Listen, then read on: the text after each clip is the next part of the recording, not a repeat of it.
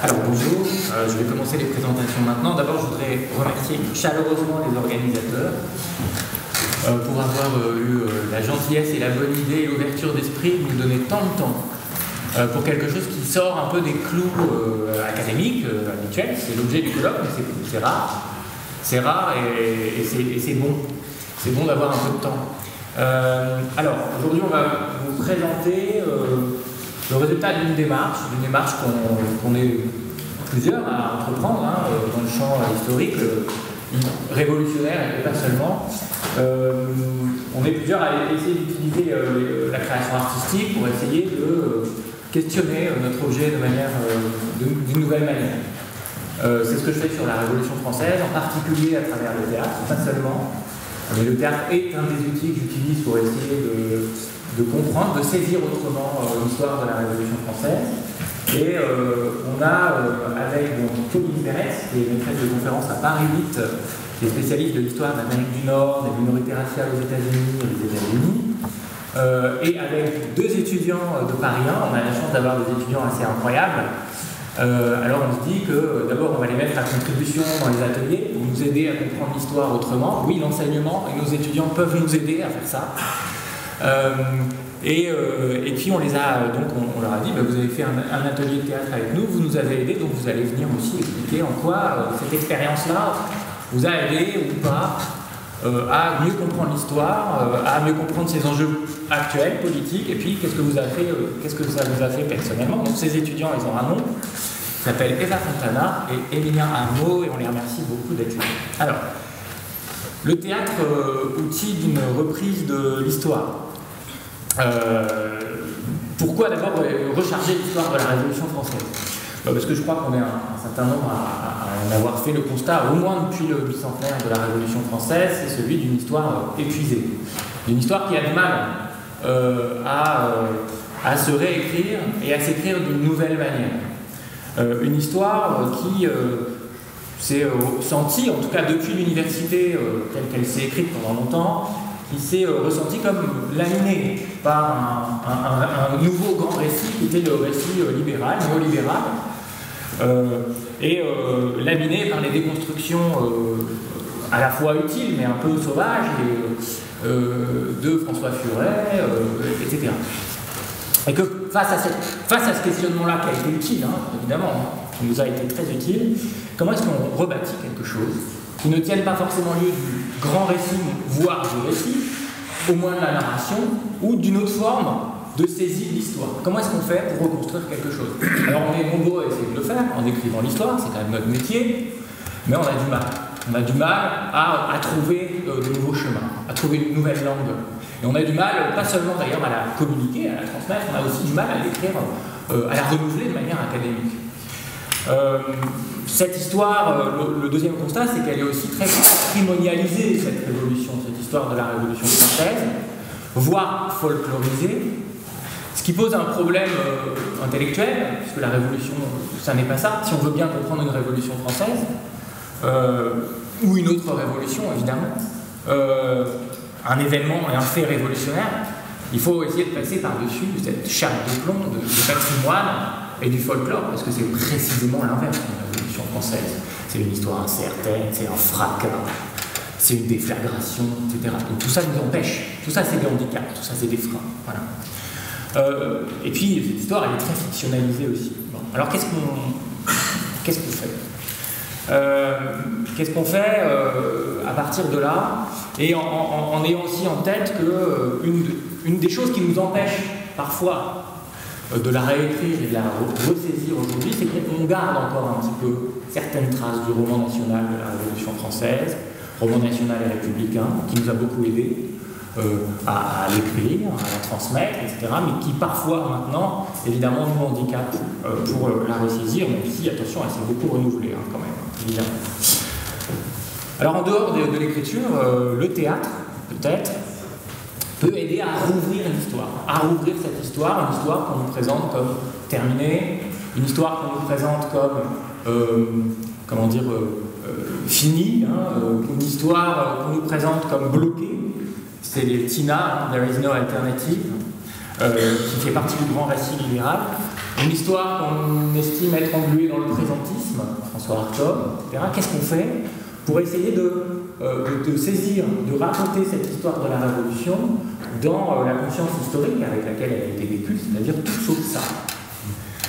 Il y a l'idée qu'il faut résister à quelque chose qu'on est devenu, et peut-être quelque chose de très très étranger, et peut-être qu'on n'a jamais été aussi étranger à cette idée même de la Révolution, comme fracas, comme ouverture, comme incertitude, comme fragilité. Peut-être on est devenu ces étrangers, peut-être on est devenu nos propres étrangers. Alors qu'est-ce qu'on fait? C'est en ce sens-là que je dis que peut-être il faut la recharger, cette révolution. Recharger de ses enjeux politiques, de son bouillonnement, de son élan, de ses élans d'enthousiasme, mais aussi de ses complexités, de ses aspects aussi les plus sombres, de cette conflictualité-là qui engage donc bien plusieurs camps, dont il ne faut absolument pas faire l'économie, d'aucun d'entre eux, de ses peurs, de ses affrontements les plus sombres. Et donc recharger l'événement, c'est politiquement, c'est aussi rompre, de mon point de vue, avec une histoire qui a longtemps été en défense de la Révolution. Une histoire tronquée, un peu patrimoniale ou un peu complaisante. Voilà, ce qui n'est pas facile, parce que c'est aussi rompre avec les traditions de notre milieu. On vient de là, je viens de là aussi, et que c'est dans notre habitude d'essayer de la défendre quand on est à la Sorbonne, quand on est payé par la République pour faire l'histoire de la Révolution française. Il faut résister contre ça, et on y arrive pas toujours. Hein, ça nous rattrape, c'est dans notre inconscient collectif. C'est pas facile. Donc recharger la Révolution française, c'est résister contre ça, et c'est y compris la découvrir dans cette complexité, dans son présent le plus incertain, etc. C'est rouvrir le temps et l'histoire aussi. Et donc c'est l'attaquer au présent. C'est la mettre en tension entre le présent et le passé. Transposer cette ouverture, hein, c'est vraiment l'idée de la questionner pour aujourd'hui. Voilà. Alors, la création artistique peut être un outil intéressant pour ça, en marge de l'écriture historienne. Elle peut d'ailleurs nourrir l'écriture historienne, c'est un de mes objectifs, puisque c'est quand même ça à la fin que je dois faire. Et alors le théâtre peut être un bon outil, pourquoi? Parce que d'abord il est proche de l'histoire, l'art des situations, l'art des contextes, la mise en jeu des émotions, des corps aussi, des interactions, des possibles aussi. L'histoire contrefactuelle a pris des lettres de noblesse avec Pierre Signaravellou et Quentin Delurmoz récemment. Le théâtre est un des moyens, un des outils incroyables pour tester et rouvrir l'histoire et tester ces possibles-là. Et puis parce que le théâtre, comme la Révolution, questionne la représentation, sa forme, mais aussi dans sa fonction. Alors, du coup, je vais commencer une expérience que je vous présenterai très brièvement, parce qu'elle est à l'origine de la création de ces ateliers d'histoire sensible. C'est ma participation à la pièce Ça ira fin de Louis, de Joël Pomera, qui partait du constat selon lequel la Révolution française, en France, nous était à la fois très familière, mais faussement familière. Qu'on y était devenu justement très étranger, et qu'elle était recouverte par beaucoup de sédiments du folklore, le bicentenaire, le patrimoine, des grands héros, Robespierre, Danton, etc. Et que c'était un problème parce que cette révolution-là, on l'avait oubliée, et qu'aujourd'hui, c'était un problème de l'avoir oubliée. Parce qu'il y a des grands enjeux qui nous attendent aujourd'hui, face à laquelle il ne faut pas être trop désarmé. Donc réarmer, réoutiller nos contemporains, c'est essayer de ressaisir la Révolution française dans ce qu'elle avait de présent. Elle ne peut plus être présente, dans ce qu'elle avait de présent, d'être au présent du passé.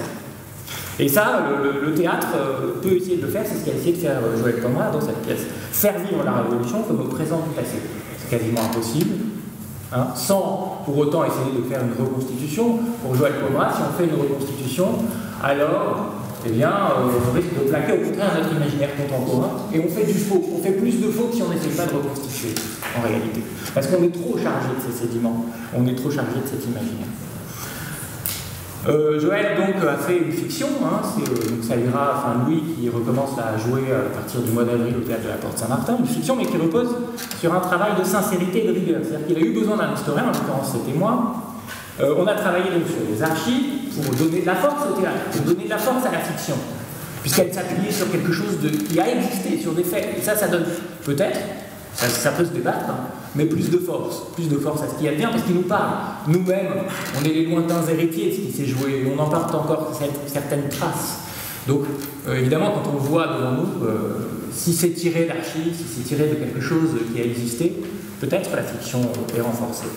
Et donc, il voulait que le sens politique, donc c'est une pièce qui parle de la Révolution française, ça n'en a pas vraiment de nom, mais voilà, ça arrivera fin de Louis, tout le monde en France sait à peu près de quoi il est question, même si tout est déplacé.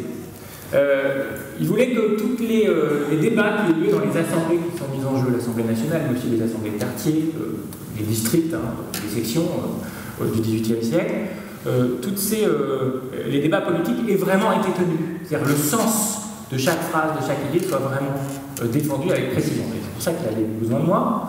Donc là, je vous ai montré quelques petites traces de notre travail, des notes, les retours de Joël Pomera, des grands sujets à débat en 87, 89, vous dire voilà, il faudrait peut-être traiter ça, ça et ça. Après, lui, il choisissait ce qu'il avait envie de choisir. Et puis, des extraits de travail pour la scène. Joël Pomera donc essayait donc d'être le plus exact possible, mais de transposer à chaque fois toutes les archives dans une langue plus contemporaine, pas dans la langue contemporaine, dans une langue plus contemporaine, une sorte de tiers-langue qui rend plus présente et plus actuelle. Alors évidemment c'est une trahison. Est-ce qu'on peut traduire une langue politique? Non, on trahit, on ne peut pas penser comme les révolutionnaires si on trahit la langue, c'est pas possible.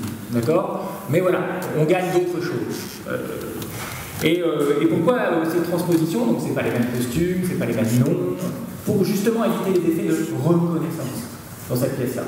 Si on reconnaît Danton, si on reconnaît Marat, il y a l'idée que c'est déjà joué, et que c'est joué, et que c'est fabriqué. Il ne se passe rien devant vous. D'accord? Et surtout nous en France. Parce que, évidemment, on aime à reconnaître ces personnages. D'accord? Et on n'est plus attentif à la parole politique. Ça n'est plus de la parole politique, c'est du jeu. Voilà. Donc l'idée, c'était de faire ça. Par exemple, la Bastille, c'est la prison centrale. Alors évidemment, on perd beaucoup de choses quand on dit prison centrale, mais on regagne la fonction. Une des fonctions. Voilà. Et c'est ça qui nous intéresse. On regagne l'agir des mots. Et donc, vous avez compris, peut-être, Joël Pomera ne part pas d'un texte qui fait jouer ensuite. Il part du travail de plateau, de l'improvisation de travail à partir de cette enquête archivistique, de ces transpositions. Donc moi, mon rôle, c'était en partie de travailler avec les comédiens, leur distribuer des dossiers. Il devait incarner tour à tour, je ne sais pas moi, un montagnard, enfin non, ce n'était pas encore le cas, mais un député radical, par exemple aux États généraux, prononcer, au contraire un député plutôt proche de la noblesse libérale, donc il changeait de rôle, la distribuer, pour que eux-mêmes ne se calent pas dans un camp précis. L'idée de Joël Pomera, c'était aussi de montrer la Révolution dans ce qu'elle avait de complexe, et de rendre l'intelligence à chaque parole politique, y compris la contre-révolution, ce qui est contre-intuitif en France. Qui est vraiment contre-intuitif en France, l'histoire de la contre-révolution, elle n'est pas si vieille que ça. Et elle n'est pas si installée que ça. Bon. Donc l'idée, c'était de refuser la binarité, de refuser la simplicité. Tous les arguments étaient traités avec sérieux, etc. Donc moi, je distribuais les dossiers. Ensuite, j'étais là en plateau pour, quand les scènes étaient improvisées, quand les débats étaient organisés, pour dire oui, là, peut-être, bon, là, c'est un peu exagéré quand même comme transposition, comme interprétation, etc. Et la direction de jeu, c'était de ne pas jouer. Ils essayaient de défendre les choses, leurs idées avec sincérité.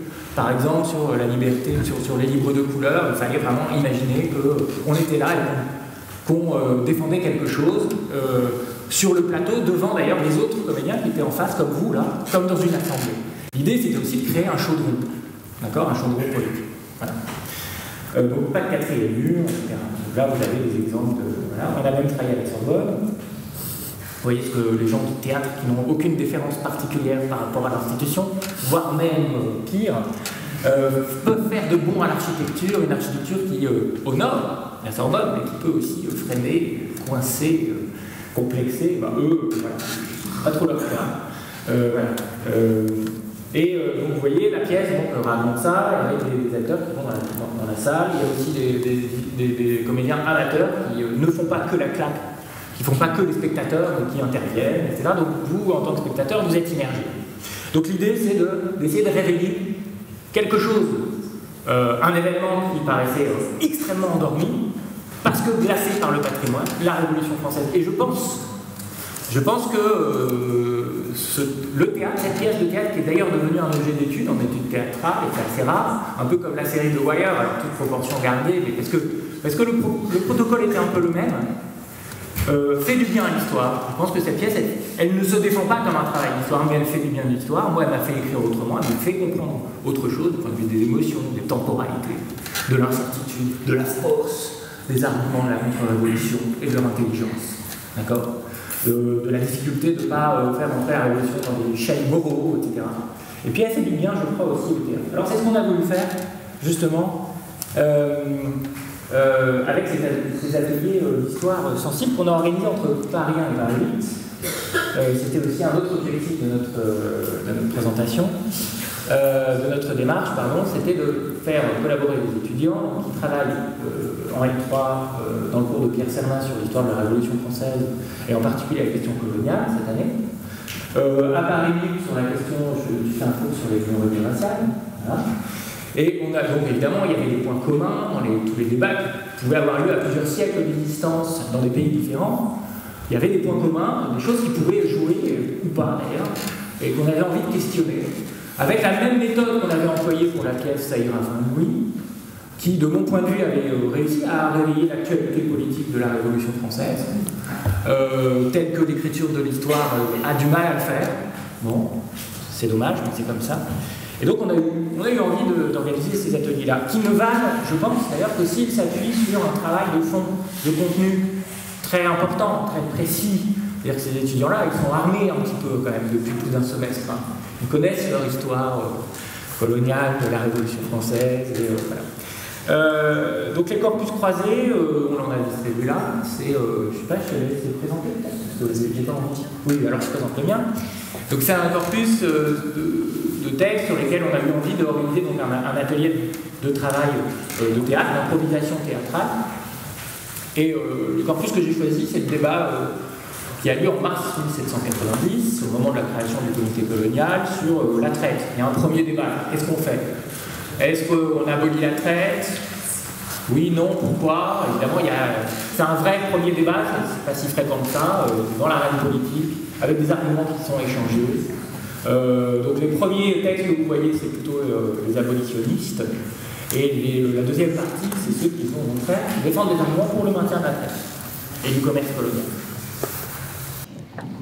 Alors le corpus que moi j'avais préparé, c'était un corpus qui correspond aux dernières années de mobilisation pour les mouvements du droit civique, et puis 1965, une année de grand succès politique avec l'adoption du Civil Rights Act.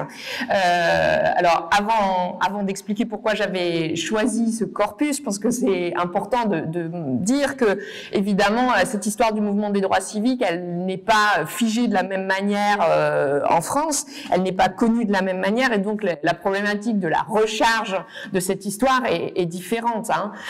Moi j'enseigne donc à Paris 8, où les étudiants sont quand même très politisés, où les étudiants pensent connaître très bien le mouvement des droits civiques et les grands discours de King, de A. Philip Randolph, des gens comme ça qui connaissent quelquefois par cœur, sans connaître du tout le contexte dans lequel ils ont été prononcés, et sans comprendre que en fait cette lutte a duré un long moment. Hein. On parle de Long Civil Rights Movement maintenant dans l'historiographie américaine, qui commence à être connue et traduite en France, mais dont les étudiants n'ont pas connaissance. Et la connaissance qu'ils ont de ces textes, c'est souvent une connaissance, vous voyez, militante, une connaissance par le biais de leur socialisation extra-universitaire. Donc étudier ces textes en cours, et puis encore plus voir quelle résonance ils ont lorsqu'ils sont réappropriés par des étudiants. C'était une expérience vraiment intéressante. Moi j'ai eu envie de m'associer à la démarche de Guillaume, hein, à la fois par admiration pour le résultat de ce travail dans le cadre de Ça ira, mais aussi parce que j'avais vraiment envie de tenter une expérience pédagogique nouvelle et de voir ce que ça peut faire d'être face à des étudiants qui deviennent des sujets actifs dans le cours, des sujets apprenants, et des sujets dont nous on va apprendre quelque chose, parce que en prenant la parole, en reformulant avec leurs mots des discours qui, alors dans mon cas, dans le cas des discours, j'avais proposé des discours moins anciens, mais des discours qui restent quand même très lointains d'eux, et ça on s'en est aperçu au moment de la restitution. Donc moi j'avais essayer de trouver un moment analogue, hein, c'est difficile quand même, à 1790 dans l'histoire américaine, qui traite des questions raciales, ça c'était beaucoup moins difficile. Et en fait, naturellement, j'aurais probablement dû aller vers le moment d'abolition de l'esclavage en 1865, après la guerre de sécession. Mais bon, d'abord, c'est des textes que je connais moins bien parce que je suis très contemporanéiste, hein, je travaille sur le second XXe siècle. Et puis je me suis dit, finalement, c'est peut-être pas mal d'aller chercher du côté d'un moment où la question de l'universel et de la fidélité à l'universel se pose. Et donc, c'est précisément en 1965, lorsque est adopté ce Civil Rights Act, qui va en fait contraindre l'État fédéral à respecter son engagement d'égalité des citoyens, quelle que soit leur race, leur religion et leur genre. Donc il y avait des échos forts entre ces textes. Et puis j'ai décidé de proposer aux étudiants à la fois des textes d'activistes qu'ils pouvaient bien connaître, mais aussi des textes des personnes qui ont de leurs alliés politiques au Sénat et à la Maison-Blanche. Donc il s'agit de Kennedy et Johnson après, et au moment de l'adoption de ces lois, et puis aussi de sénateurs et d'élus racistes du Sud pour faire entendre les arguments racistes qui s'opposaient donc à l'adoption de ces lois. Voilà le corpus que j'avais préparé. Tu veux. Il faut savoir aussi que l'intérêt de confronter ces deux thèmes, c'est, de mon point de vue, moi, en tant qu'enseignant d'histoire de la Révolution française à Paris 1, c'était la comparaison. L'usage de la comparaison, évidemment, sur un thème qui est voisin, que les étudiants ensuite repartent dans leur salle en disant « Tiens, voilà, là, ces arguments-là, dans le temps long, dans un autre contexte, voilà ce que ça a donné, voilà les différences et les points communs. » Et puis c'est aussi l'anachronisme contrôlé, vous allez voir, parce que voilà ce qu'on leur a dit aux étudiants. On leur a demandé d'abord de lire les textes chez eux. On leur a envoyé le corpus, qu'ils en choisissent un avec lequel ils se sentent en empathie, sans plus de précision. Sans plus d'explication ni de précision, c'est important. Défendre quelque chose, faut le vouloir, hein, ça doit être un choix personnel. Voilà. Y compris si on n'est pas d'accord avec le texte. Attention, on est au théâtre. D'accord ? Y compris si on n'est pas d'accord, évidemment. Parce que défendre des arguments pour la traite, c'est évidemment, je pense qu'aucun de mes étudiants n'avait envie de le faire. En tout cas, de le défendre en tant que sujet politique du présent. Deuxièmement, quand ils sont arrivés, donc ils avaient 1 heure pour écrire une petite préparation. Là, vous les voyez en haut à gauche, à partir de ce texte. La consigne d'écriture, c'était respecter le plus scrupuleusement possible le sens politique de ce qui était dit, mais, deuxièmement, d'actualiser le langage. L'idée, c'était de trouver un intermédiaire entre la langue de 1790 et 64 et celle d'aujourd'hui, pour qu'il y ait un effet, évidemment, de présence, et qu'il y ait une parole politique qui naisse devant nous, qui ne soit pas trop ancienne, trop différente de notre langage contemporain. Sinon, évidemment, ça enlève de la force. Voilà. Sans non plus forcer l'actualisation. D'ailleurs, dans la pièce de Pomera, c'est pareil. À chaque fois qu'il y avait des analogies un peu trop faciles, parce qu'on a toujours tendance à en faire. D'ailleurs, c'est pas toujours réussi de ce point de vue. Hein, on en a fait et on en provoque dans le public. Ah tiens, le député Lefranc, mais c'est Taubira, etc. Bon, ça, on ne peut rien. C'est comme ça. Parfois, ça vient un peu de l'écriture de la pièce. Je sais pas. Voilà. Mais en tout cas, on essaye de les éviter parce qu'elles sont peu intéressantes, en tout cas dans cette démarche-là. Et enfin, de garder les éléments contextuels. Les étudiants devaient quand même essayer quand même de garder en tête le contexte pour pour ne pas trop sortir leurs paroles d'une logique politique, etc. Donc, c'est un jeu compliqué, hein, parce qu'on dit, voilà, on transpose, mais on reste quand même un petit peu dans le contexte. On est sur un fil, mais c'est ça qui est intéressant, c'est ce fil-là. Les consignes de prise de parole une fois sur place, surtout ne pas jouer. C'est très difficile, surtout quand vous savez que vous incarnez des révolutionnaires. Alors vous avez tendance à déclamer, dans le mauvais théâtre, c'est ce qu'on fait, et quand on n'est pas habitué au théâtre, c'est ce qu'on a tendance à faire. C'est aussi une protection personnelle, mais enfin, ne pas jouer, être sincère, défendre quelque chose pour aujourd'hui. C'est-à-dire qu'il doit y avoir une parole politique. Pourquoi ? Parce que d'un point de vue historique, c'est intéressant. C'était une parole politique. Donc si on veut essayer de la comprendre par l'école, hein, par l'expérience, on n'a pas d'autre choix que d'être sincère. Hein ? Voire stratège et manipulateur comme il l'était, c'est pas grave, mais pas jouer. Et pas essayer de reconnaître et pas jouer un tel, surtout. Hein. Et essayer de ne pas s'imaginer qu'ils étaient au passé, surtout. Donc défendre leurs propos, là, devant les autres, comme s'ils étaient au présent. Deuxièmement, ne pas hésiter à improviser en fonction des réactions. éventuelle. On encourageait les autres à réagir. Parce que la parole politique, elle ne naît pas dans un désert glacé, elle naît en situation d'interaction dans une arène politique. Et ça aussi, nous, on a du mal à le saisir quand on écrit l'histoire. Ces gens sont morts et leurs paroles nous accèdent par des archives, par des objets froids, morts. Et du coup, c'est très difficile à comprendre comment cette parole politique a été envoyée, reçue, etc. Et surtout, alors on ne savait pas trop comment ça allait se passer, mais surtout, c'est le propre de toute démarche pédagogique. Après, il devait y avoir un débriefing. Un débriefing, donc on a demandé aux étudiants, après vous rédigez ce que vous en avez pensé, personnellement, politiquement et historiquement. Qu'est-ce que ça vous a fait, vous, étudiants de la Révolution française, pour votre approche de la connaissance de l'événement? On est des profs, hein, donc c'est ce qui nous intéresse, et puis toi, pour l'histoire des minorités raciales. Je sais pas, j'ai oublié les choses? Non, je crois pas que tu aies oublié quelque chose. On peut commencer à regarder des exemples peut-être.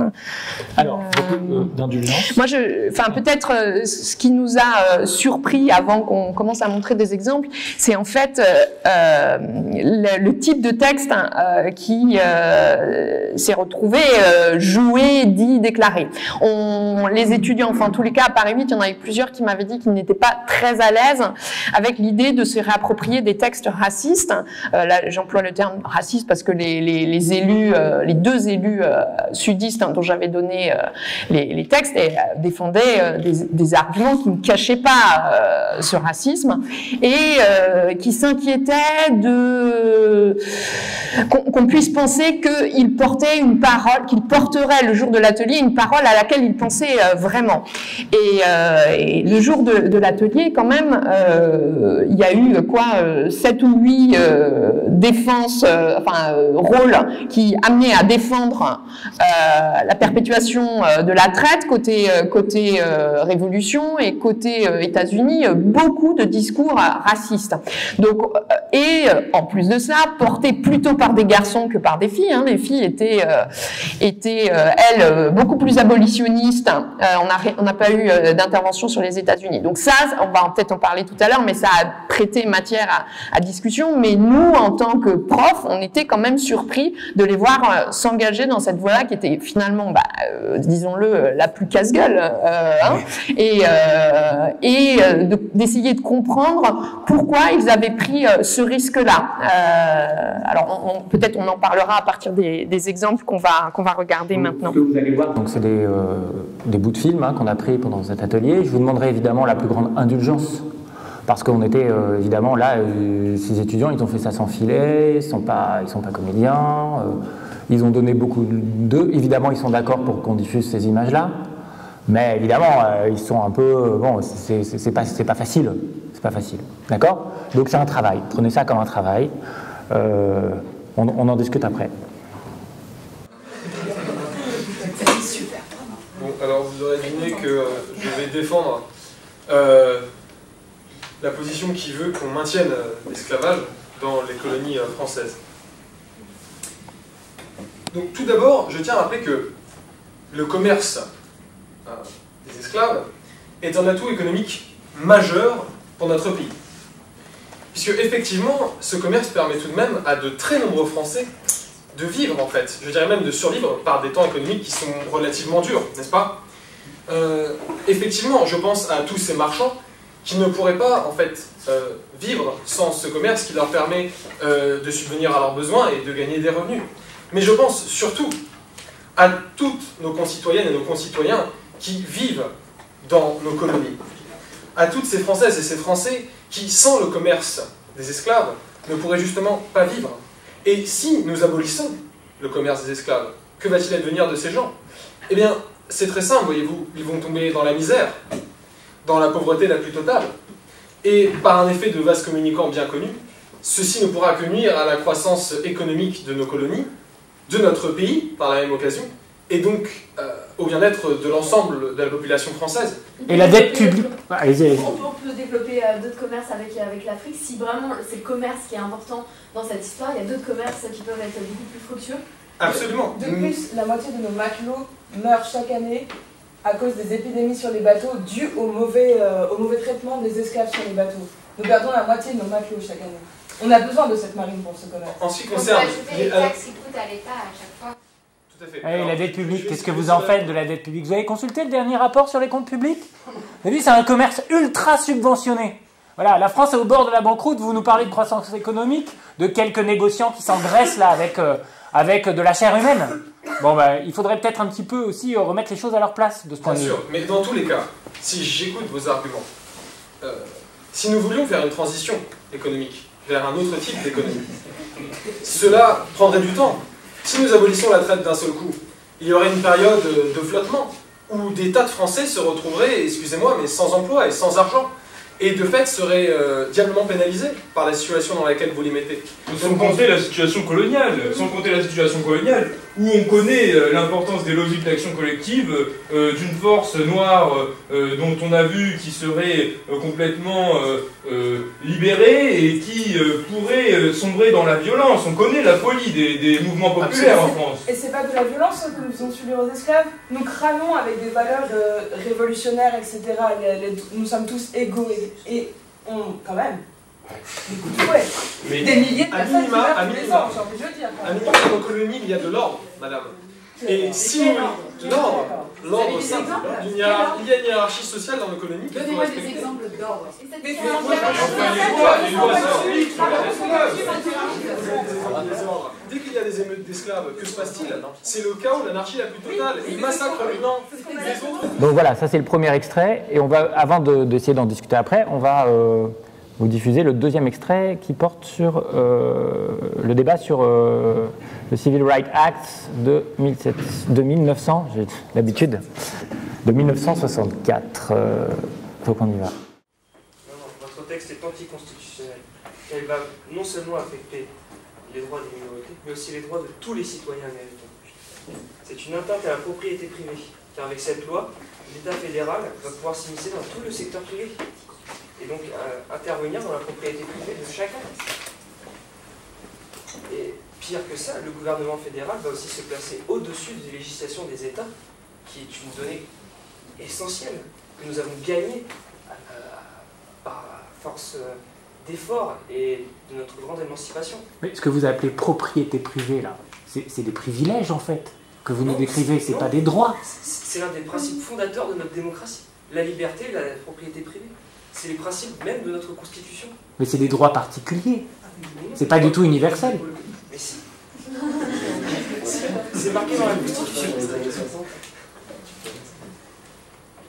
Cette loi va aussi mettre en place de la discrimination positive. Et on sait très bien que cette discrimination positive va mener au chantage pour les fonds fédéraux pour n'importe quelle entreprise. Si Mais non, là vous vous trompez, la discrimination positive, on n'en a pas parlé, il s'agit de donner à tous la même chose. Ne respecte pas les quotas qui vont être imposés par cette loi, ils ne vont pas recevoir les mêmes fonds fédéraux, voire ne pas en recevoir. Là vous avez mal lu la loi, monsieur, il n'y a pas de quota dans la loi. Ça va créer des inégalités par rapport à toutes les entreprises. Donc ça va forcément... Ça va gêner la liberté du commerce. Exactement. Non mais vous savez pas... Ça va normaliser Tous les ratés tout le monde sera, toutes les entreprises seront dans le même moule. On vous force pas. On vous Ça va interdit contre la de liberté de discriminer. notre Constitution. Donc deux courts extraits. Je te laisse faire le débriefing. Je pense que à travers ces vidéos, et les étudiants diront peut-être la même chose tout à l'heure, mais on voit comment les arguments reviennent à la vie. Et beaucoup des étudiants nous ont dit, c'était plus froid, ils ne sont plus froids comme ils le sont les arguments lorsqu'on fait une explication de texte. Et en fait, on a tous senti vraiment physiquement la montée des émotions et la proximité de nos corps, parce qu'on était disposés en assemblée, on avait essayé de mélanger par 1 et par 8, bon ça n'a pas trop marché, mais on était quand même près les uns des autres, et on a senti vraiment monter dans nos corps les émotions, on a senti ce que ça faisait physiquement de prononcer ce type d'arguments, et tous, pas seulement ceux qui sont passés, Guillaume et moi, on nous entend, on s'est aussi réapproprié des arguments qui ne sont pas les nôtres, et moi personnellement ça m'a fait vraiment un drôle d'effet, quoi, de porter la parole de racistes pour donner la contradiction à des étudiants. Et on en a discuté après. Est-ce que moi, en tant que pédagogue, j'ai le droit de faire ça, notamment lorsque j'ai parlé du tabou absolu de la proximité des corps noirs et blancs aux États-Unis, qui est quelque chose qui était formulé très ouvertement à l'époque.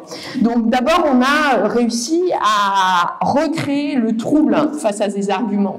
Et ça nous a semblé être une vertu vraiment majeure quoi, de cet exercice, de les faire revivre en leur donnant une portée qu'ils n'ont peut-être plus maintenant parce qu'ils sont devenus, ils se sont un peu éteints, enfin leur force s'est amenuisée, et en les prononçant, en les transposant, peut-être on leur redonne leur audace, leur nouveauté, on recrée ce moment d'incertitude aussi où on ne sait pas quel effet cet argument va avoir sur les autres.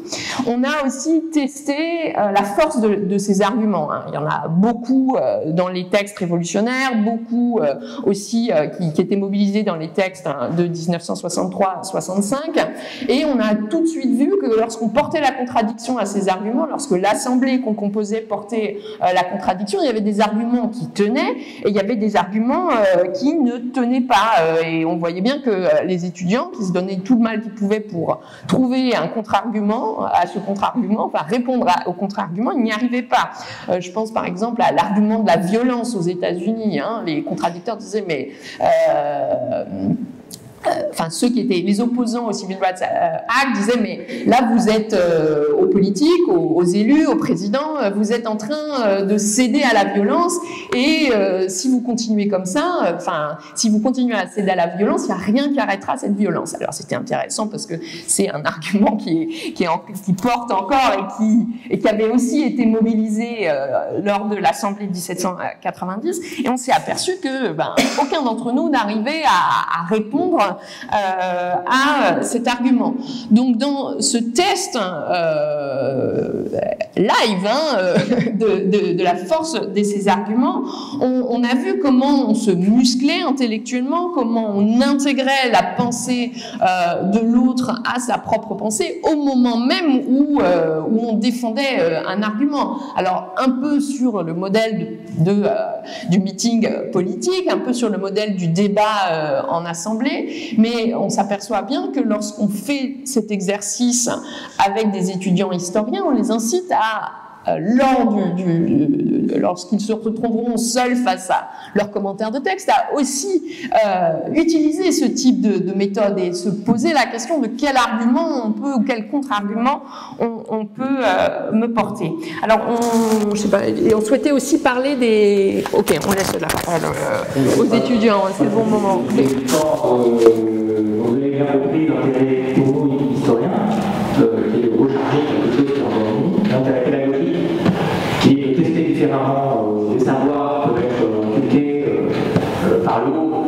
C'est des dispositifs universitaires qui sont comme ça, on a du mal à les calculer. Quelque chose dans lequel il est acteur, complètement, participant. Et puis l'intérêt politique est assez évident, c'est que les arguments les plus. de voir à quel point le mal arrive toujours avec des arguments qui sont des arguments de la nécessité ou de l'utilité. Et en 90 comme en 1964, c'est rarement les principes ou la morale qui font bouche. C'est la force de la nécessité. Et ça, voilà, la force économique des colonies, c'était à chaque fois l'argument qui était le plus fort. Voilà. Et ça, les étudiants n'en n'avaient pas forcément conscience, et surtout, c'est peut-être aussi une matière à réfléchir pour aujourd'hui. Donc déjà, bonjour.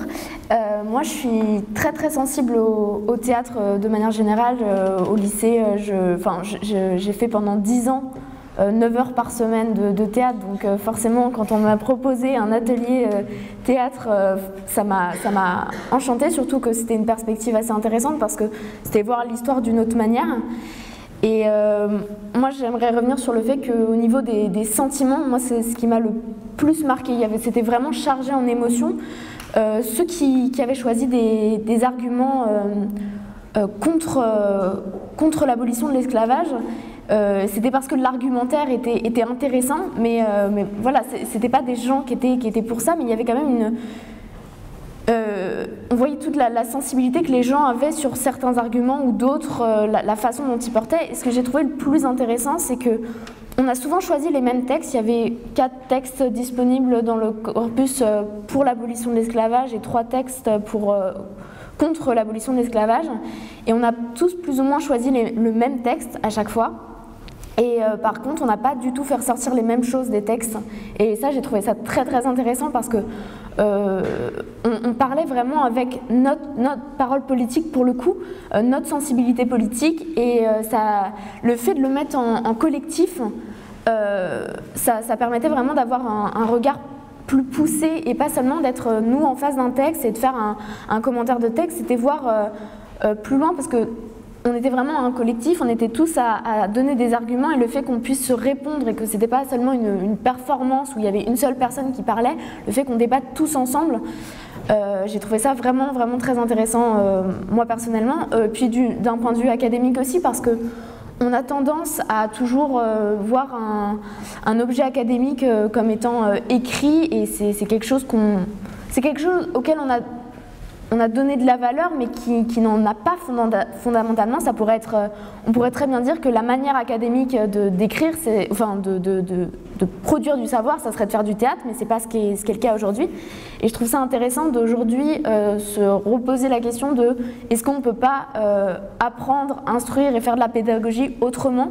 Et je trouve que le théâtre, c'est vraiment, vraiment une bonne manière. Mais ça pose beaucoup de problèmes, vraiment beaucoup de problèmes. Premièrement, c'est plutôt des garçons qui ont pris la parole. Il y a eu 2 interventions de filles, la mienne et celle de Juliette, une autre fille.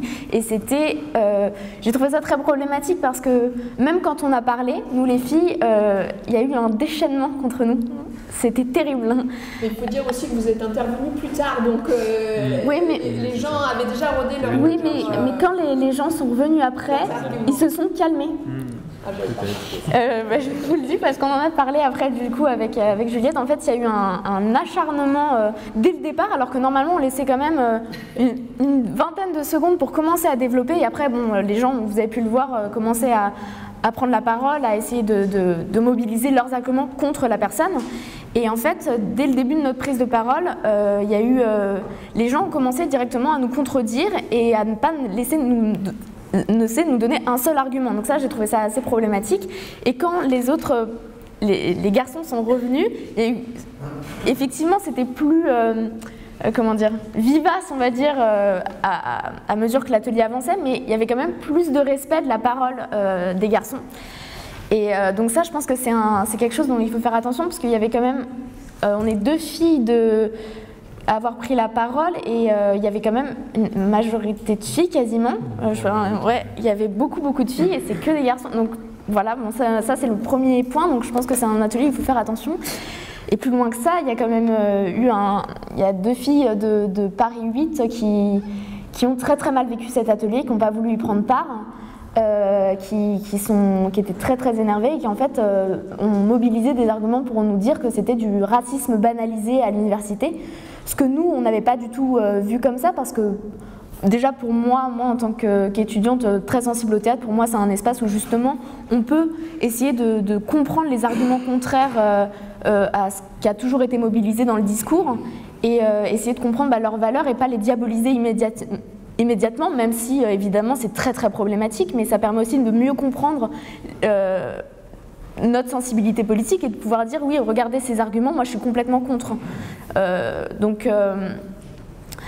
Et ça a été, mais en même temps leur discours il se tenait, on était quasiment que des blancs dans la salle à parler on était quasiment que des blancs à parler de la question raciale, donc forcément ça pose problème, ça fait émerger tout le problème de est-ce qu'on doit laisser la parole à ceux qui ne l'ont pas eu pendant longtemps. Mais en même temps, moi, mon point de vue sur cette question, c'est que effectivement, il faut laisser la parole à ceux qui ne l'ont pas eu, et c'est vraiment très important, mais c'est important de pouvoir se saisir tous de l'histoire et de pouvoir la faire, mais en s'accompagnant de ceux qui sont sensibles à ça, plus sensibles parce qu'ils le vivent. Donc je pense que ça révèle de gros problèmes, et le fait que justement on est 1790 et puis après la seconde moitié du XXe siècle et aujourd'hui, ça montre aussi que c'est des questions qui se posent constamment et auxquelles on doit toujours se questionner aujourd'hui. Donc, moi j'étais venu pour cet atelier parce que je suis très intéressé par l'histoire de la Révolution française et aussi par l'histoire de l'abolition de l'esclavage, et donc j'en voyais une opportunité de faire quelque chose un petit peu d'extrascolaire, mais de quand même pouvant être intéressant et éclairer différemment d'un point de vue historique, politique et individuel ou personnel plutôt justement ma vision de la Révolution française. Et je vais essayer de revenir justement sur ces 3 points que sont l'apport historique, politique et personnel de la question. Bon, d'abord, on est dans un colloque d'histoire et je vais commencer par parler de ce que ça nous a fait sur notre vision de l'histoire. Sur notre vision de l'histoire, d'abord, ça nous a permis de nous approprier des débats qui n'étaient pas les nôtres et de les comprendre peut-être un peu mieux. Et l'incarnation textuelle de la philosophie esclavagiste, je jouais personnellement un esclavagiste, en rendant donc orale cette philosophie esclavagiste, on rejouait, on déconstruisait, on annulait et on faisait finalement renaître le discours politique, et donc on sort d'une simple actualisation, et c'est justement ce qu'on nous a demandé de faire, de sortir de cette simple actualisation du discours politique pour réinventer et s'approprier profondément les idées défendues par les abolitionnistes. Ensuite, d'un point de vue politique, très pragmatiquement, l'organisation en assemblée et la division entre abolitionnistes et anti-abolitionnistes a fait naître des groupements politiques, et donc une parole de groupe où nous étions unis, où nous divergions parfois dans certaines idées, mais il fallait soutenir l'autre qui passait à l'oral.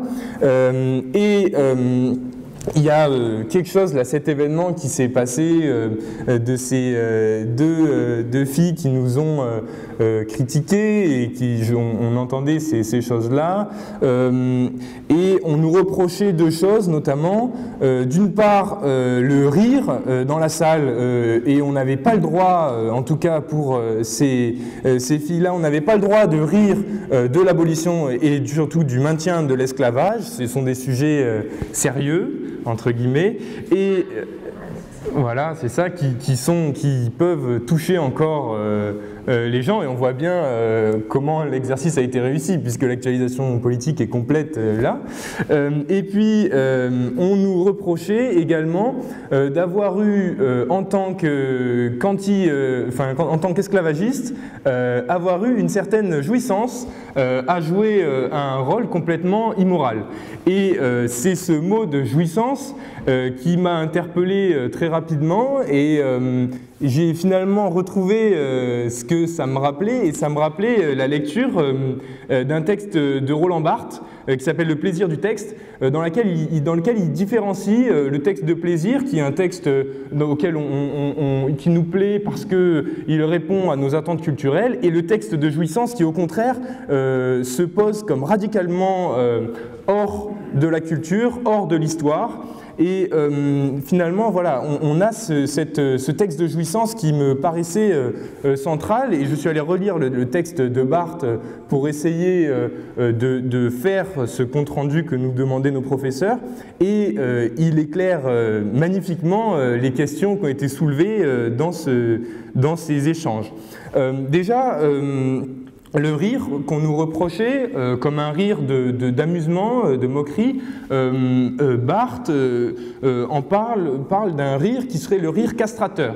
Le rire castrateur, c'est un rire qui va permettre de sortir de la tension du discours en créant une parodie de discours, et de fait on a pu observer dans les échanges houleux de l'Assemblée reconstituée le fait qu'on finissait par forcer le trait sur certains stéréotypes en oubliant les consignes de départ. Et donc, par exemple, ça allait être des interpellations, mais enfin, ils sont noirs, ce sont des animaux, des discours qui n'ont pas de valeur politique, mais ces discours développer un rire, ce qu'on pourrait appeler, comme Barthes le dit, un rire castrateur, et nous éviter le poids très important d'incarner un esclavagiste, d'autant plus que cette incarnation se faisait à la fois dans la période révolutionnaire, puisque nous nous basions sur des textes révolutionnaires, mais aussi dans la période contemporaine, puisqu'on nous demandait, dans une certaine mesure, une actualisation de ces textes. Et j'en viens à l'effet que ça m'a fait au niveau personnel, et notamment, ces accusations-là m'ont beaucoup touché parce que j'ai été le premier à prendre la parole et j'ai été le premier à défendre un texte esclavagiste. Là, j'aimerais revenir sur ce que dit Barthes sur le plaisir du texte, qu'on peut très bien remettre dans notre jeu, en fait, en remplaçant texte par jeu, puisque notre jeu était auparavant écrit, on avait 1 heure d'écriture.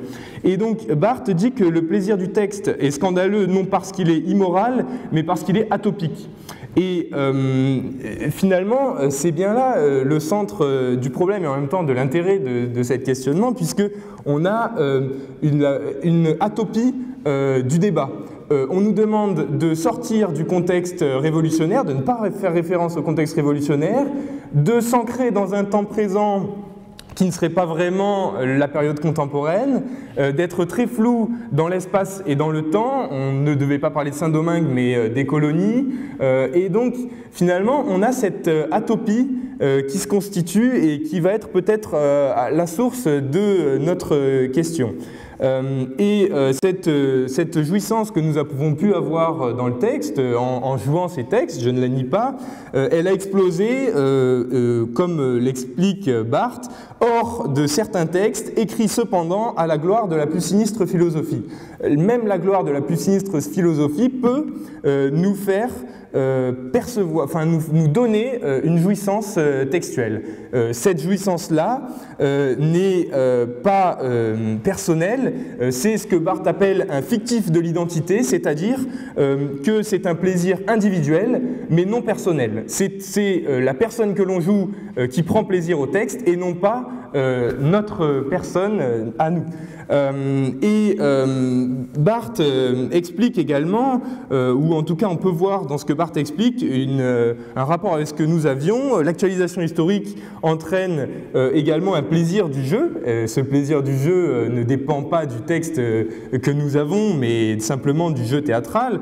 Et Barthes explique je prends plaisir à m'entendre raconter une histoire dont je connais la fin, je sais et ne sais pas, je fais vis-à-vis de moi-même comme si je ne savais pas. C'est exactement le point central de ce que nous avions comme exercice, de se placer comme un historien au cœur des discours et n'en sachant pas, faisant semblant de ne pas en savoir la finalité. C'est toute la posture historienne que nous essayons d'adopter.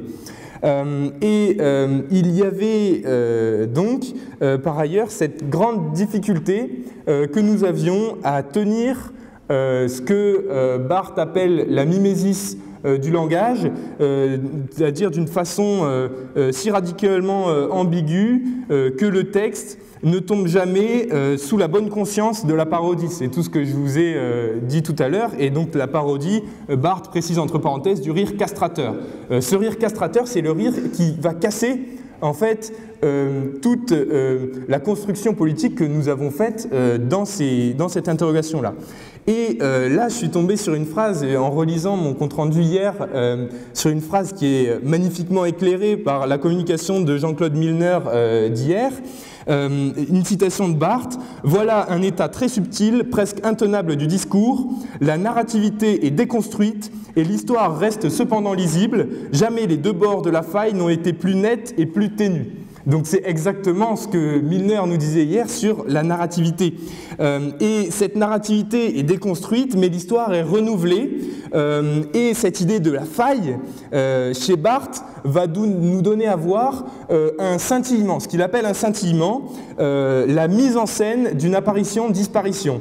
Ce que cet atelier de théâtre nous a apporté, je crois, entre les deux bords de la faille esclavagiste, abolitionniste, réelle, théâtrale, dissible et indicible, jouissance, moralité, révolution française étant présent, texte historique et actualisation, je crois que c'est le scintillement de ce qui était recherché et ce qui est impossible finalement à atteindre parfaitement, la politique comme nous mène finalement.